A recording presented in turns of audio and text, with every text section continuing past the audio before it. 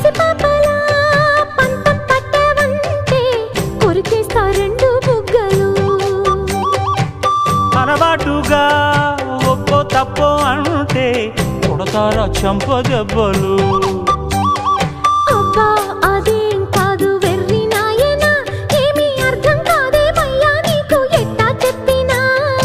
ఇచ్చేదేదో ఇస్తే సంతోషించనా, ఉత్తి మాటలతోనే ఊరిస్తుంటే ఊరుకుందున్నా.